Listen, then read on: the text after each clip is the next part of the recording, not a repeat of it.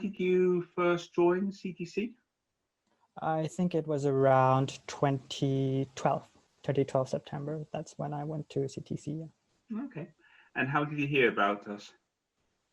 I think it was during the time at around 2010 when I was in ninth grade. I was still attending government school here, which was mostly not really acceptable, like with the qualifications when you want to travel overseas. At that point, I knew that I wanted to travel and then study overseas. So I started hearing about CTC as well through the senior students that we had here in Myanmar. So a lot of them have studied there and went on to great universities as well. So I have heard about them. So I started emailing, I think at the time, the senior advisor of CTC, Mr. David Wilson. So I asked him like, if you want to go into top colleges in the UK, like what do you do, blah, blah, blah. So he explained me things about A-levels and then I think it started from there that I knew that I had to do A-levels. And then, yeah, from there I happened to apply for it. And then there was also the scholarship as well. And then there's a lot of my friends who were also going together with me at the time. So we happened to have here at this college where like a lot of our seniors that we knew also studied here. And then we eventually ended up here. What made you want to go to England? I think around 10 years old, I visited there once. And at the time I was visiting the Oxford as well. So at that period, they were telling things like Aung San Suu Kyi, you know, our leader, current leader, she was under house arrest at that time, and she was very popular, and at least at that time, everywhere around the world. And then I was like, oh, okay, this is where she studied. And I thought it was okay. That's pretty cool.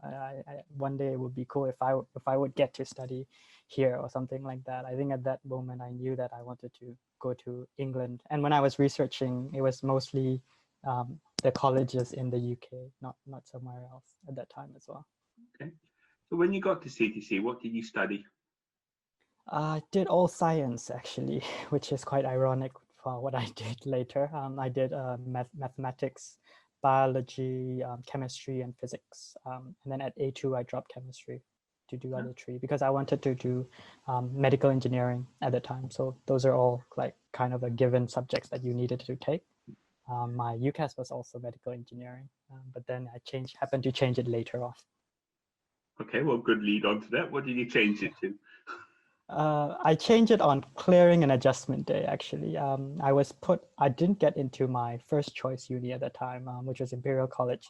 I missed a grade, I think. And then I was supposed to go into my second choice, UCL. And I was on waiting list at the time. At the time, I already had in my mind, like, it would have been cool if I had actually like applied for business management. At that point, I already had a gap year. I worked for 9 months in the business field. And then I started thinking like, oh, maybe I made a mistake applying for medical engineering. And I knew that I was going to be studying for masters in management or something like that. And then I would eventually end up doing a business back here in Myanmar after I graduate. So I was like, maybe I shouldn't do that. So I started researching on adjustment day, and then I saw like CAS Business School. Now I think do you think got your interest in business? I think it all began with Young Enterprise during my CTC years. So I think a lot of people there would be familiar. So for those who aren't familiar, I think it's like a program where you were teamed up with a lot of the schools in Croydon, and then we had to sell a product. Our team actually went on to the South London finals with that. So it was pretty interesting to actually like make your own product, you know, participate in trade fairs, trying to set up websites, and all about learning firsthand what business is about. And from that moment, I thought, okay, business is actually quite fun, and then something that I would enjoy. And because our country was closed off for many years, up until 2010. So I just left when it was 2012. So yeah, 2012. So it was just 2 years, and things haven't changed much. So, and I saw a new way, like how companies are run, and a lot of those companies are not very common. I mean, they're there, but not very common. So I thought it would be nice to learn these things, and it was pretty interesting from that moment on. Yeah. Yeah, we still do that program every year. Can you remember what your company actually sold? It was a teddy bear, the card holding teddy bear.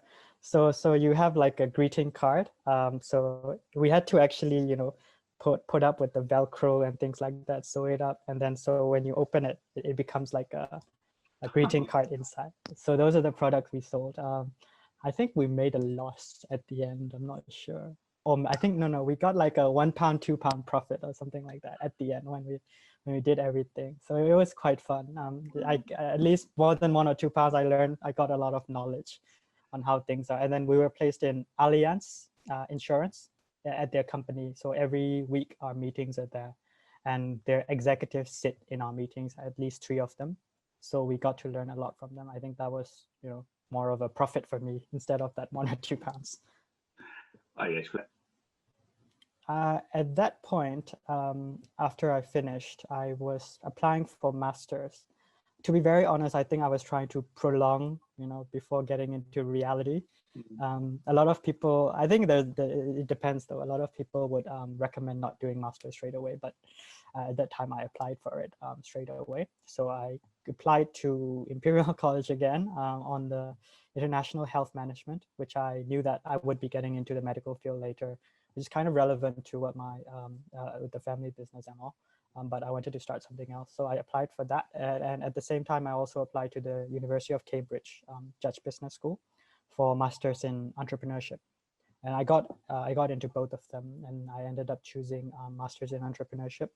And I just recently finished. I just got the letter last week that my degree has been approved. So yeah, so since then, yeah. So it's been like that. But with the requirement of that degree, I had to be studying business in the middle as well. So I started my own startup here in Myanmar last year. So it's already been 1 year. And what's the startup?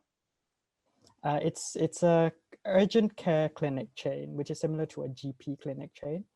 And we also do diagnostics tests and subscription for unlimited doctor's consultation, that kind of a new concept, primary care, that we started just 2 months before COVID. So right now we've expanded into 5 branches already, and we're covering the whole of the commercial capital city here in Yangon, in Myanmar. I mean, was there a shortage of that type of business before? We're actually the first and only convenient care clinic chain in the whole country at the moment, because a lot of people either go to big hospitals or big clinics when it comes to healthcare. And at that time, they would have to go through long wait times and things like that, because healthcare is still a shortage here. And otherwise, they would go to neighborhood clinics. But at the same time, neighborhood clinics don't have the same kind of medical quality or patient safety, infection control guidelines. They are not properly controlled. So we go into somewhere between that, where you want to get like an immediate medical attention easily and without having to go through the hassles of wait times, booking,